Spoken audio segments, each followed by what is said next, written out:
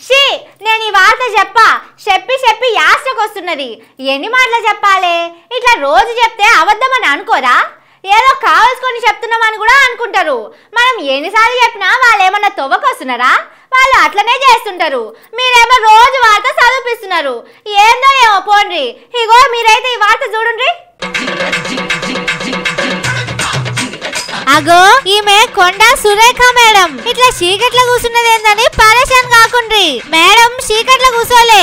Madam కూర్చున్నాక current పోయి చీకట్ అయింది.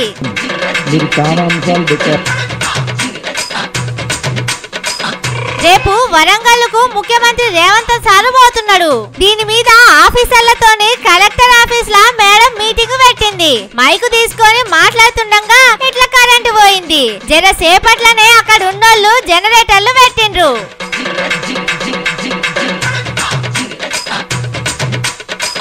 కానీ కాంగ్రెస్ వాళ్ళకు కరెంటుకు అసలే అతుకుతలేదు పోండ్రి. ఏడికి పోయినా కరెంటు పోతనే ఉన్నది.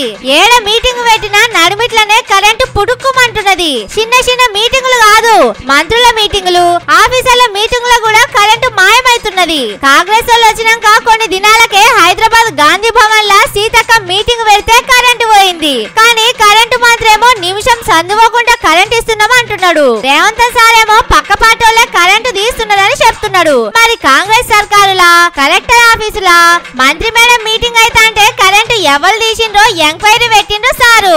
ఇంకో ముచ్చట, రేపు సీఎం సార్ వచ్చినాక కరెంటు పోతే పరువు పోతది. మీ కరెంట్ వాళ్ళను నమ్మితే ఇప్పుడు అయినట్టే అవుతది. అందుకే ఓ 10 జనరేటర్లు ఎక్కువ తెచ్చి పెట్టుకోండి సురేఖ మేడం. మీ మంచి కోరే చెప్తున్నా.